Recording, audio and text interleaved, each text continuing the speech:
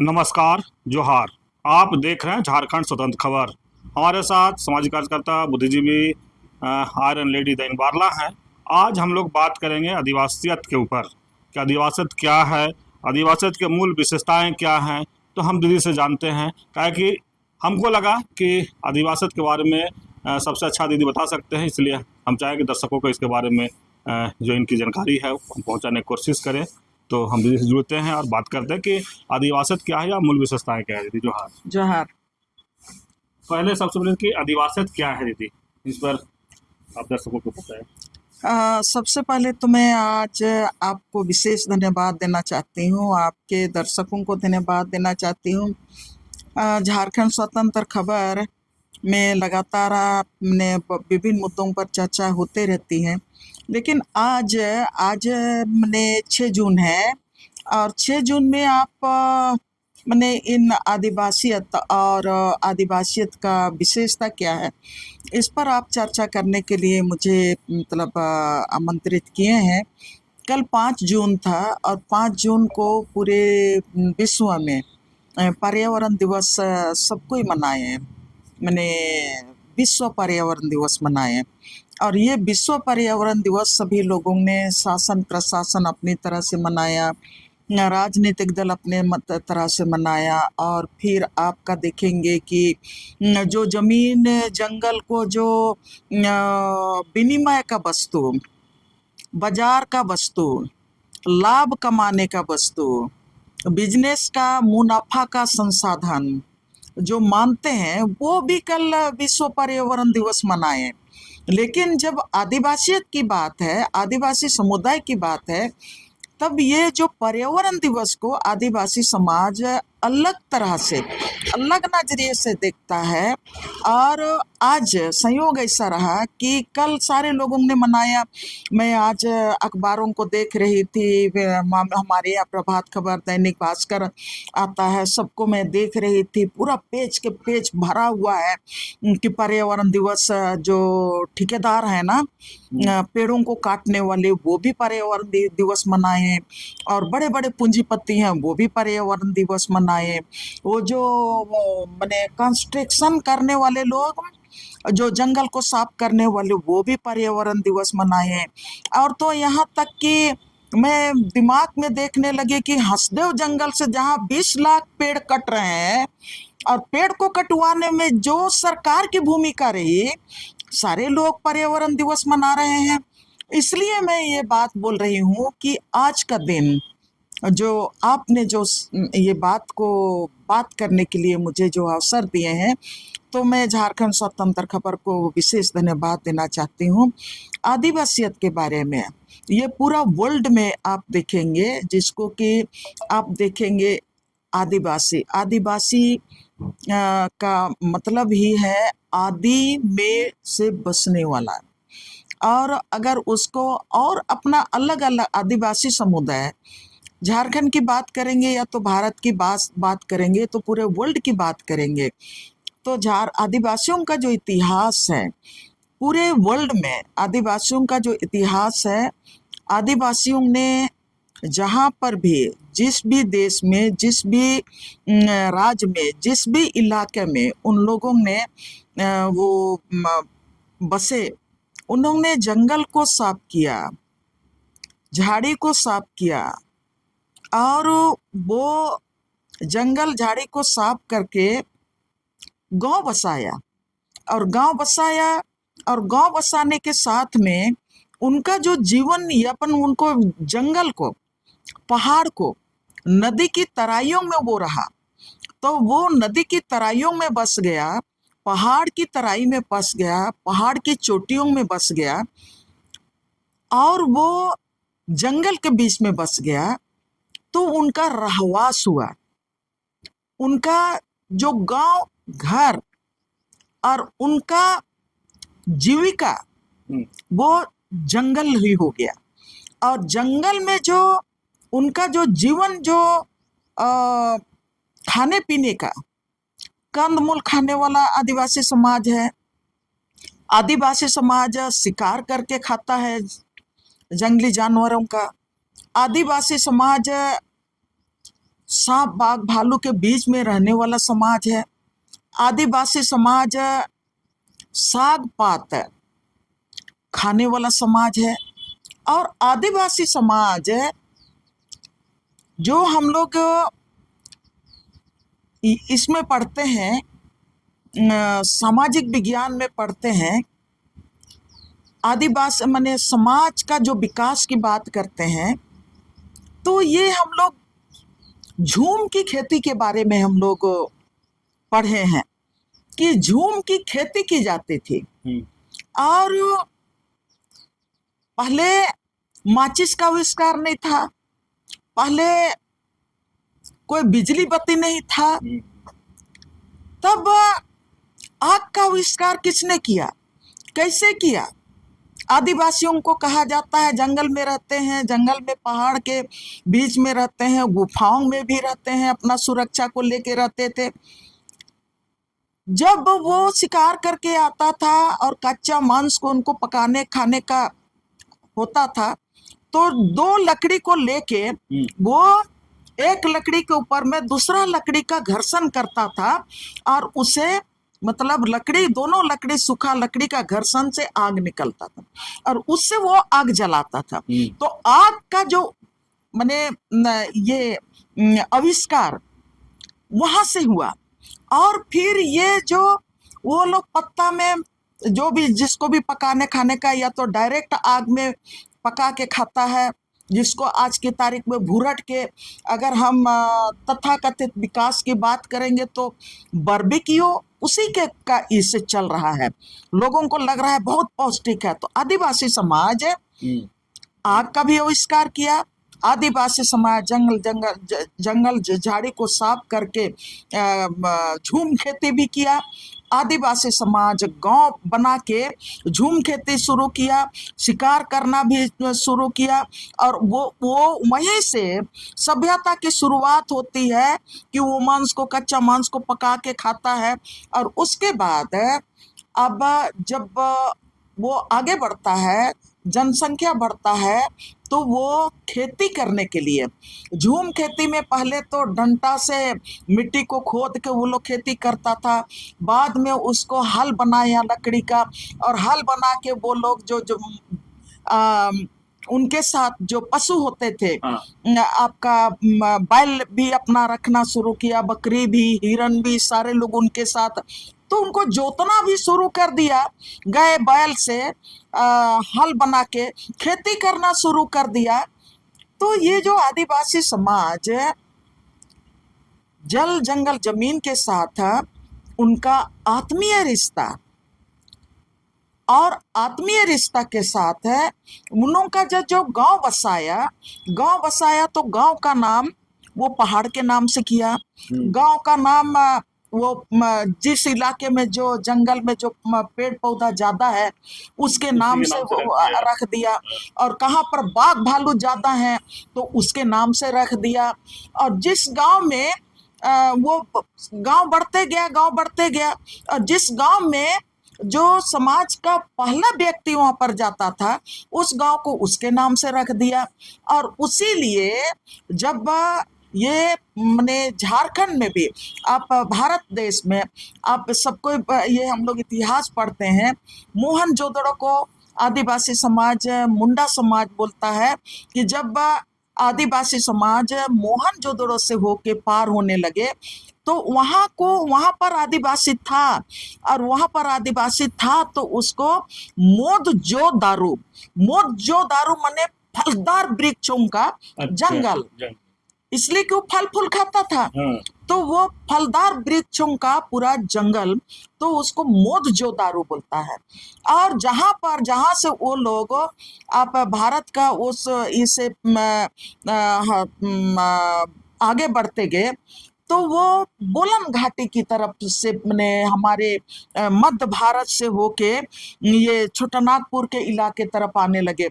तो ये जो मुंडारी में बोलन घाटी को बोलते हैं, बोलन घाटी मतलब वो पहाड़ घाटी ऐसा है कि एक बार पहाड़ के ऊपर चढ़ जाओ फिर नीचे उतरो, फिर थोड़ा सा गुफा से आगे जाओ, फिर आप उससे निकल जाओ और फिर आगे थोड़ा सा पहाड़ी में ये इसमें जाओ, फिर आपका टंगरा टोंगरी से नीचे पार हो तो उसको बोलो ओडोंग बोलो घाटी। मुंडा लोग बोले कि ओडोंग बोलो घाटी है, मैंने उसको ऊपर चढ़ना। हाँ, तो उसका अपभ्रंश हो गया आपका बुलंद घाटी।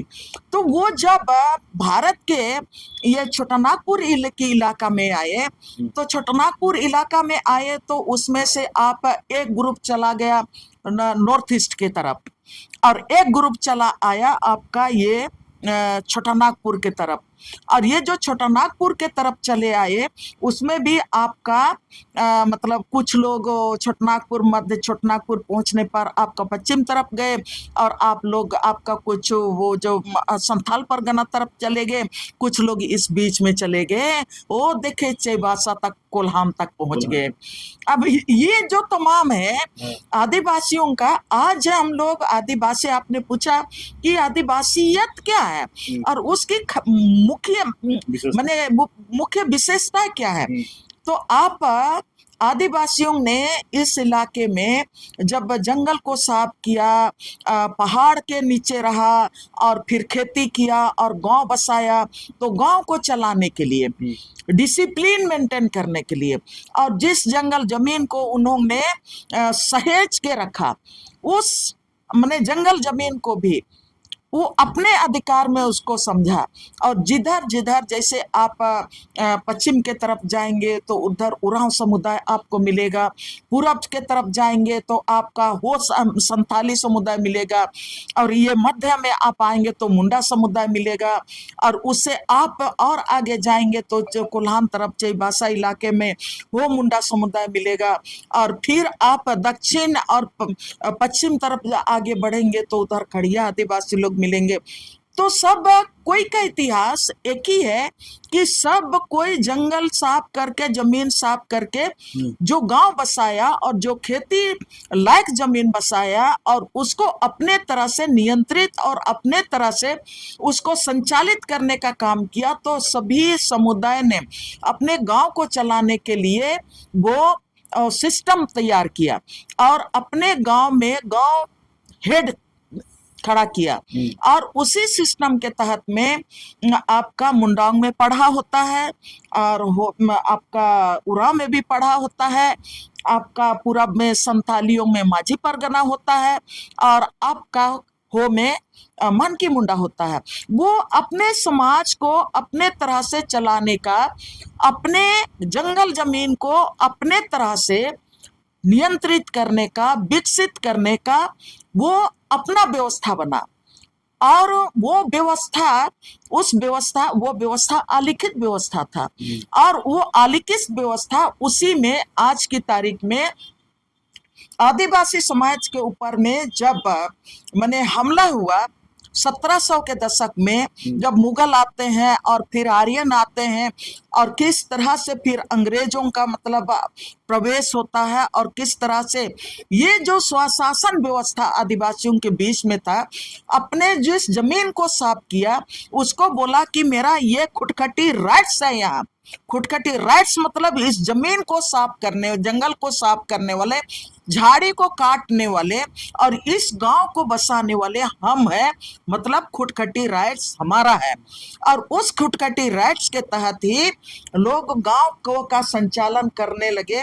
हाँ, जब मुगल आए, अंग्रेज आए, तब इनकी जो खुटखटी व्यवस्था है, इनका जो अपना स्वशासन व्यवस्था है, उस पर लैंड सेटलमेंट के तहत में जो व्यवस्था थोपी गई, और उस व्यवस्था जो गांव का पूरा सामुदायिक, जहां से आदिवासियों ने साफ किया जमीन, बोला कि यहां से वहां तक हमारा है, और कभी वो लोग इंडिविजुअल के रूप में जमीन को बंटवारा नहीं किया।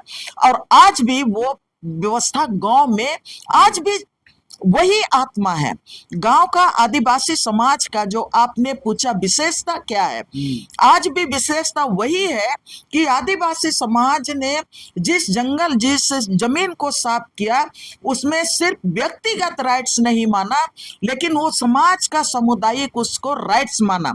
और जब अंग्रेजों ने लैंड सेटलमेंट व्यवस्था लाया, तो ये जो व्यक्तिगत जमीन के रूप में जो सामुदायिक जमीन था उसको कन्वर्ट करने लगा, तभी उन्होंने, आप देखेंगे कि संथाल हुल हुआ सिद्धू कान्हू के नेतृत्व में। ये हम लोग जून में पहुंच गए हैं, जून में पहुंच गए हैं। तो ये संथाल हुल हुआ 30 जून को, और पूरा संथाल जब आंदोलित रहा तो ये सिर्फ और सिर्फ आदिवासियों का अपना जो आदिवासियत, जल जंगल जमीन पर अपना स्वशासन, जल जंगल जमीन को अपने तरह से संचालित करना, नियंत्रित करना। और जब मैं यहाँ से शुरू की कि हमारी आदिवासियों का ये विशेषता क्या है, तो आदिवासी समाज नदी झील झरना के साथ रहता है। तो नदी झील झरना के साथ रहने के चलते उनकी जो भाषा और संस्कृति है, उनका जो अपना पहचान है, उनका जो अपना इतिहास है, और वो नदी झील झरना प्रकृति के साथ ही जुड़ा हुआ है। और उनका जो पर्व त्योहार है, पर्व त्योहार कर्मा है, कदलेटा है, धन रोपनी है और सरहुल है, ये तमाम चीजें साल में 12 महीना होते हैं। 12 महीना होते हैं। ये तो वैज्ञानिक रूप से होते हैं या तो आप व्यवस्था के रूप में होते हैं, लेकिन साल में 12 महीना होते हैं। और उस 12 महीना में आपका 4 मौसम मेन होता है, और 4 मौसम में आपका जो मेन होता है उसमें आपका बसंत ऋतु से शुरू कीजिए। बसंत ऋतु से आपका, बसंत ऋतु में तमाम जो पेड़ का ये पत्ता होता है वो झड़ना शुरू होता है और नया पत्तियां आती हैं। और जैसे जैसे प्रकृति का नियम है, जैसे जैसे आपका प्रकृति में जितने भी पेड़ और पौधे हैं वो ये पुराने हो जाते हैं, तो ये बसंत ऋतु आते आते झड़ने लगता है। और जैसे झड़ता है पत्ता, नया कुंपलें निकलती हैं, और नया कुंपल निकलने के साथ ही उसमें पेड़ों में कलियां भी आने लगती हैं, कलियां आने लगती हैं। उसके बाद फूल होता है, उसके बाद वो फल लगता है। तो जब ये बसंत ऋतु आता है तो आदिवासी समाज खुशी से ये बोलता है कि सिंह बुंगा हमको पिछला साल बहुत अच्छा से रखा, बहुत अच्छा बारिश किया, और हम लोगों का पशुधन अच्छा से रहा, खेती बाड़ी अच्छा से रहा, मौसम अच्छा से रहा, बारिश अच्छा हुआ। अब ये नया जो प्रकृति का जीवन हमारे लिए दे रहा है सिंह बुंगा, वो भी बड़ा खुशनुमा है। तो वो अपना नया बसंत का आगमन का त्योहार, सरहुल त्योहार मनाता है। और उसके साथ ही वो सब गर्मी में तमाम जो जितने भी आपका वनोपज है ना, वो गर्मी में फल देता है। पूरे आप प्रकृति में देखिएगा, गर्मी ऋतु में सबसे ज्यादा फल आपका जंगल या तो हमारे पेड़ पौधे जो है ना, हमारे ट्रेडिशनल पेड़ पौधे हैं, वहां से चाहे केंदू हुआ, चार हुआ, चाहे आपका महुआ हुआ, आपका जामुन हुआ, कटहल हुआ, आपका तमाम चीज, सभी फल अभी आपको मिल रहा है। तो ये प्रकृति के साथ हमको प्रकृति ने दिया है, और इसीलिए आदिवासी समाज प्रकृति के साथ उनका जो आध्यात्मिक के साथ उनका जो माने पूरा जीवन मूल्य, आपने क्या बोले कि सिद्धांत की, क्या सिद्धांत नहीं, आदिवासियों का जीवन मूल्य प्रकृति के साथ जुड़ा हुआ है। जीवन मूल्य का मतलब उनका जो प्रकृति का और मौसम का जो जीवन चक्र है उसके साथ वो चलता है। और अभी बरसात, अभी तो गर्मी खत्म हो गया, बरसात अब आने वाला है। जैसे बरसात आएगा किसान पूरा अब तो खेत में हल चलाने में जुट जाएगा, खेती बाड़ी करेगा, बिजड़ा डालेगा, उसके बाद ठीक बरसात होगा ज्यादा तो फिर अपना अभी पहला फसल गोंदली गोड़ा अब शुरू कर देगा, उसके बाद टाण में खेती करना शुरू कर देगा, उसके बाद दोन में खेती करने जाएगा, गढ़ा दोन में खेती करेगा, उसके बाद फिर वो त्योहार मनाएगा।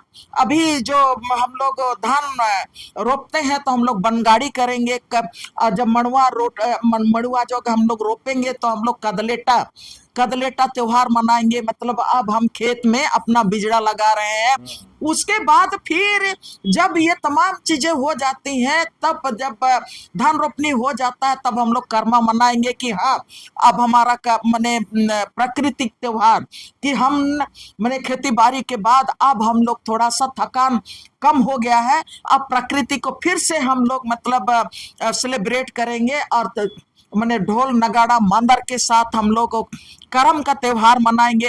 करम का त्योहार जैसे हम लोग मनाएंगे, उसी बीच में ये आपका सितंबर अक्टूबर में उस समय हम लोगों का गोड़ा गोंदली पक के तैयार हो जाता है, और जब गोड़ा गोंदली पक के तैयार होता है तो हम लोग वो नया खानी करेंगे। ऐसे नया खानी नहीं होता है कि धान पक गया, गोड़ा पक गया, मड़ुआ पक गया तो लेके आओ और खा जाओ। फिर हम लोग उसको मतलब सिंह बोंगा को, ईश्वर को हम लोग अर्पित करेंगे कि आपने इन साल नया अनाज आपने हमको दिया, और घर में लेके आएंगे उसका। आपका हर तरह से लोग अपना अपना रीति दस्तूर से नया खानी मनाते हैं। मनाने के बाद फिर तो परबों का सिलसिला चल पड़ता है। तो ये जो है आदिवासी समाज, और आदिवासी समाज बिना आदिवासी समाज को प्रकृति कृषि प्रधान समाज है, कृषि प्रधान समाज है, और यही कारण है कि आदिवासी समाज कलेक्टिव में रहना पसंद करता है। और हमारा राइट्स कलेक्टिव राइट्स है, जंगल पर कलेक्टिव राइट्स है, माने सामूहिक राइट्स अधिकार है। जमीन पर हम सामूहिक रूप से काम करते हैं, खेतों में सामूहिक रूप से काम करते हैं, और हम पर्व त्योहार सामूहिक रूप से मनाते हैं।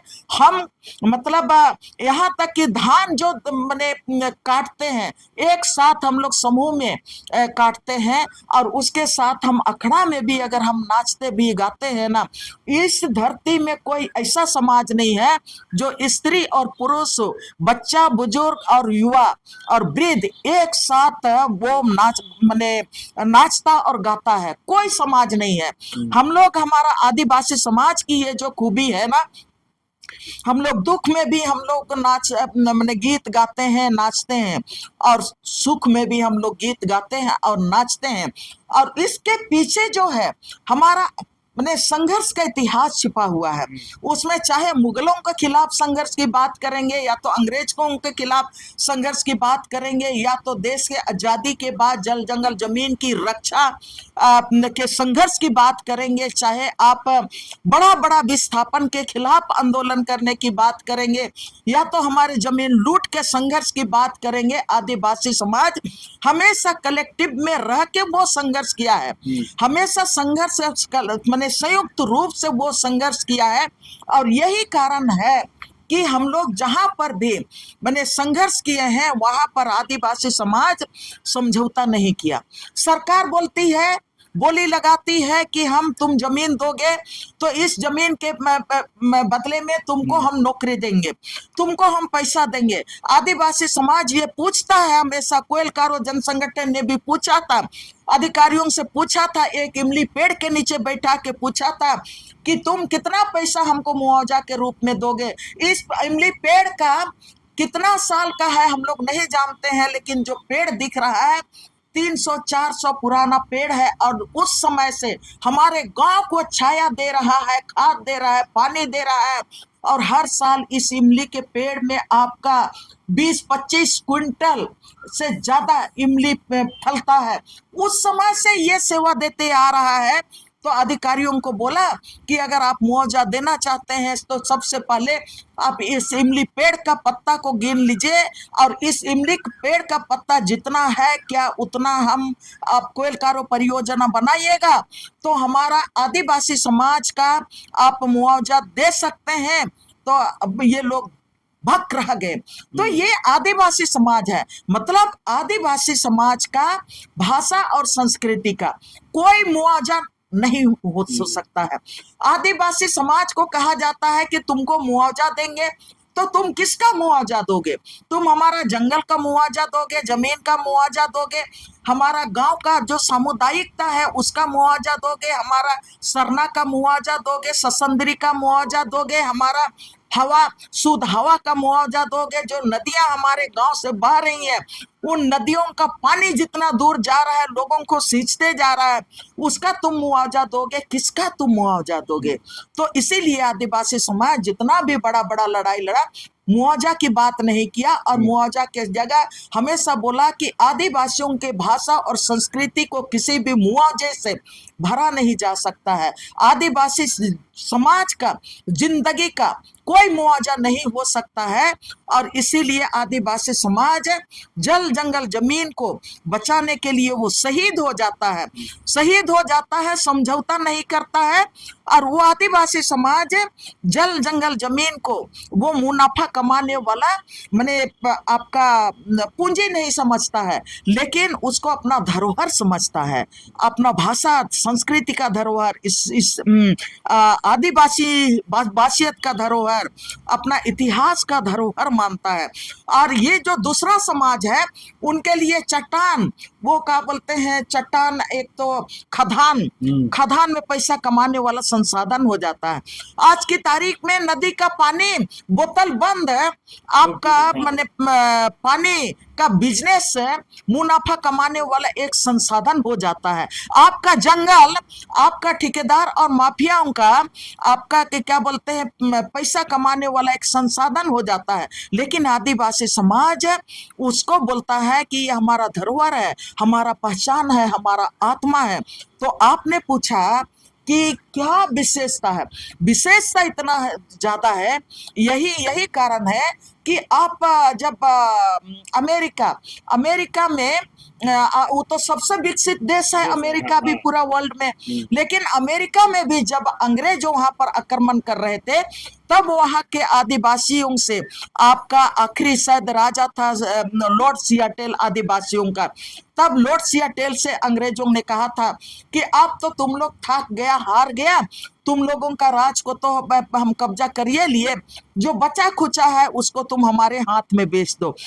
आदिवासियों का राजा लॉर्ड सियाटेल ने अमेरिका में अंग्रेजों से कहा था कि हम अपने चांद को हम कैसे बेचेंगे? हमारे जो तारे हैं आसमान में, आकाश में, धरती और धरती के नीचे पूरा संसार हमारा है, आदिवासियों का है, तो हम चांद और तारों को हम कैसे बेच सकते हैं? समुद्र की लहर को हम कैसे बेच सकते हैं? और ये जो जंगल का शुद्ध हवा को कैसे बेच सकते हैं? और हमारा ये जो आदिवासियों का जो भाषा और संस्कृति है, उसको हम कैसे बेच सकते हैं? ये तो लॉर्ड सियाटेल ने, जो आज की तारीख में सबसे माने विकसित देश माना जाता है, वहां का इतिहास ये है। तो हमारा सिद्धू कान्हू, चांद भैरव, बिरसा मुंडा, हमारा दिल का मांझी, और हमारा वीर बुद्धू भगत, तेलंगा घड़िया, और आपका ये जो पोटा हो, या तो आप बोलते सिंदरा मान की बिंद्रा, माकी मुंडा, आपका जतरा टाना भगत, बिरसा मुंडा, डोंका मुंडा, कान्हू मुंडा, ये लोग 1700 से लड़ के ये जंगल और जमीन को इसीलिए बचाने का काम किया, अंग्रेजों के सामने घुटना नहीं टेका। और यही खासियत है कि आज आपका हो संथाली इलाके में आज भी माझी परगना व्यवस्था है, जो जल जंगल जमीन पर अपना मालिकाना हक, जो CNSPT एक्ट के तहत, CNT एक्ट के तहत, विल्किंसन रूल के तहत, मुंडारी खुटखटी राइट्स के तहत, और उसके साथ ही जब भारत ने संविधान दिया तो 5वीं अनुसूची में आपका पेशा कानून के तहत आदिवासियों को इसीलिए मिला है। और ये देश में जब आजादी हुआ तो अंग्रेजों ने देखा था, अंग्रेज नहीं, ये जो आपके देश में जो लड़ने वाले लोग थे, वो लोग देखे कि आदिवासियों का जीवन शैली बिल्कुल अलग है, बिल्कुल अलग है, आदिवासियत अलग है, आदिवासी पहचान अलग है, आदिवासियों का भाषा और संस्कृति अलग है।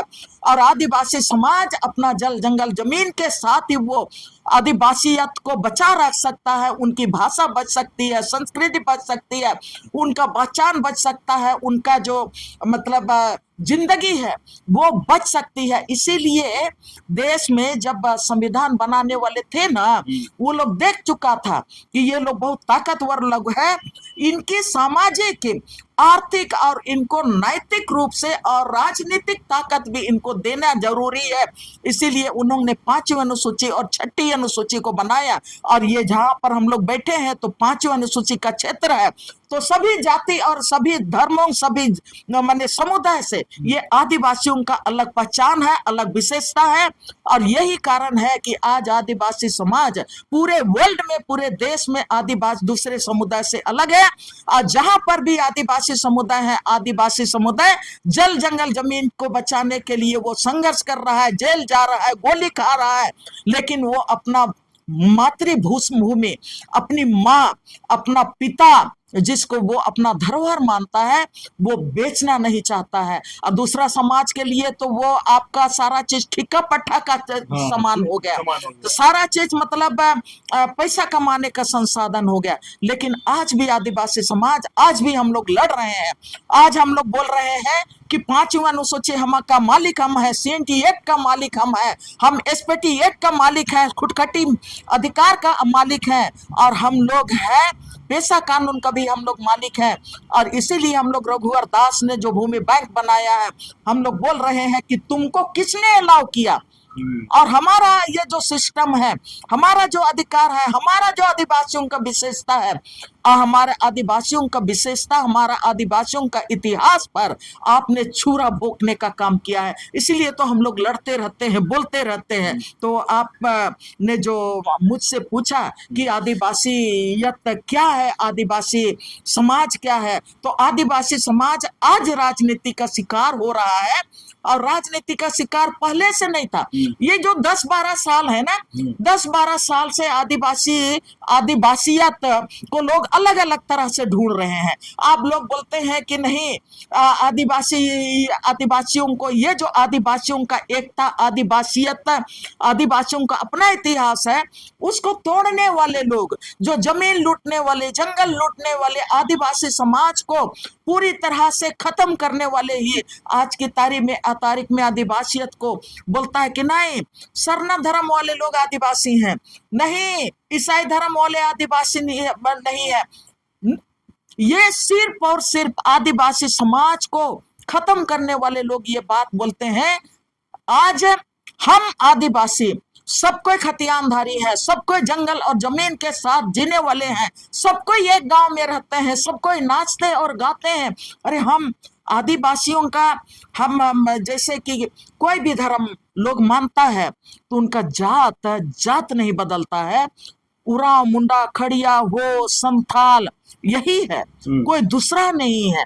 लेकिन आप उनको बोल रहे हैं कि आप उरांव को बोलेंगे कि नहीं, ये तो उरांव नहीं है, ये फलाना धर्म को मानता है।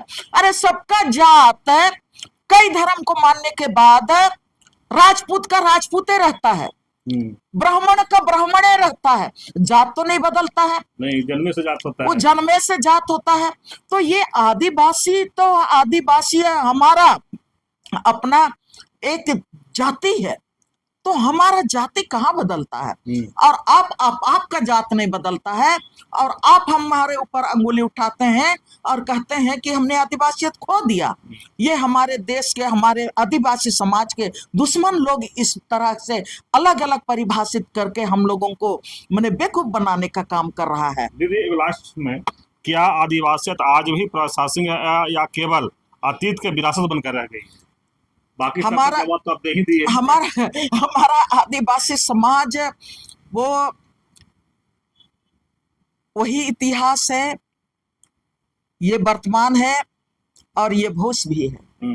और सिर्फ आदिवासी समाज के नहीं, आदिवासी समाज आज पूरे वर्ल्ड को प्रकृति से प्रेम करने के लिए, प्रकृति का पूजक बनने के लिए, प्रकृति का सेवा करने के लिए, प्रकृति को संरक्षण देने के लिए, और प्रकृति को हम जितना प्रकृति से लेते हैं उससे दूना प्रकृति को देने का सीख आदिवासी जीवन शैली, आदिवासी जीवन मूल्य ही पूरा वर्ल्ड को दे रहा है।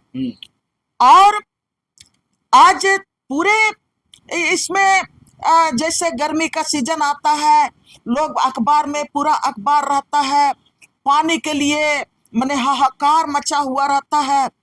और कभी बोलते हैं गर्मी पहुंच रहा है तो बोलता है कि नहीं ग्लोबल वार्मिंग आ गया, इतना डिग्री सेल्सियस चला गया।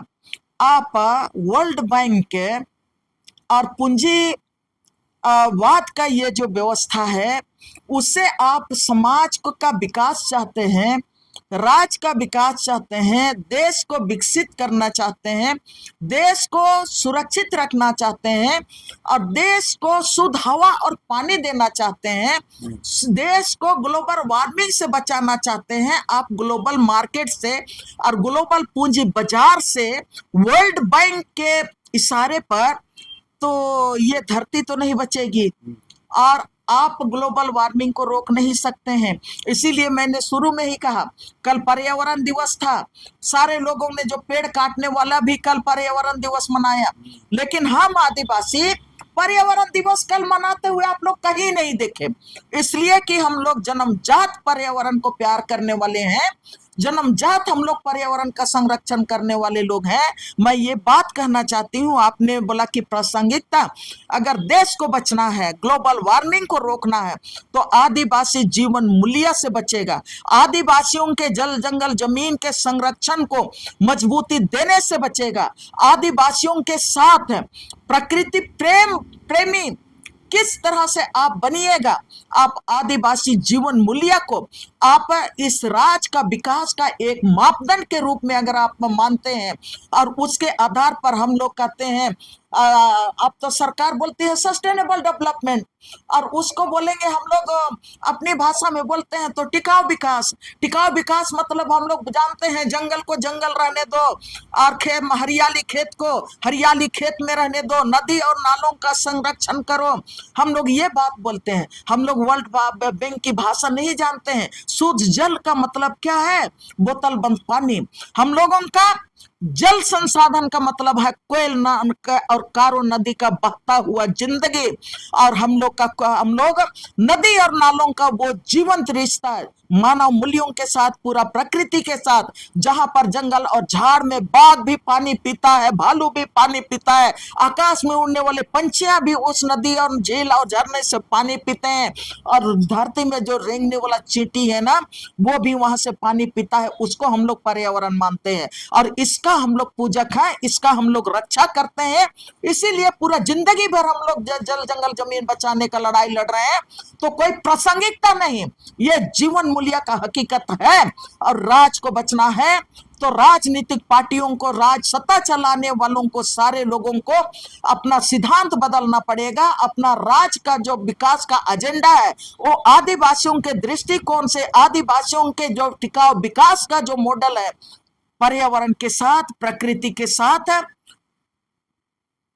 अपना विकास का मॉडल, विकास योजनाओं को, उससे आपको उस रास्ते में लेके जाना पड़ेगा। तब मैंने पहले ही कहा आपका सवाल के जवाब में कि हमारा ये इतिहास भी वही है, आदिवासी समाज का वर्तमान भी वही है, और यही पर्यावरण बचाने वाला यही समाज का, आदिवासी समाज का जीवन मूल्य ही भविष्य भी है। उसी से ये धरती बचेगा, ये समाज बचेगा, और आदिवासी समाज केवल नहीं, पूरा देश भी बचेगा।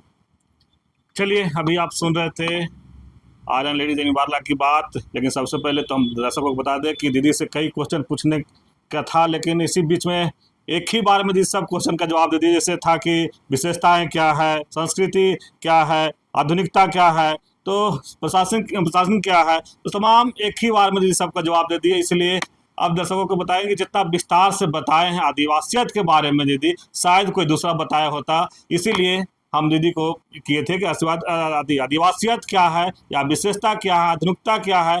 दीदी आप इस पर बात रखिए, तो एक बहुत अच्छे ढंग से रखे, क्योंकि आदिवासियत के बारे में समझाने की कोशिश किए कि जल जंगल जमीन जिस तरह से बचाने के लिए लगातार लड़ाई लड़ते रहते हैं, तो इनका अनुभव भी था उसी तरह से। तो आज उस बात को रखे और लास्ट में भी कहे कि जिस तरह से जो पहले जो आदिवासी समाज जो आग में पका के खाते थे, आज भी उसको आधुनिकता बना करके बड़े बड़े होटल में छड़ में घुसा के, उसको क्या बोलता है, नाम तो नहीं याद आता है। बारबेक्यू। हाँ, बारबेक्यू।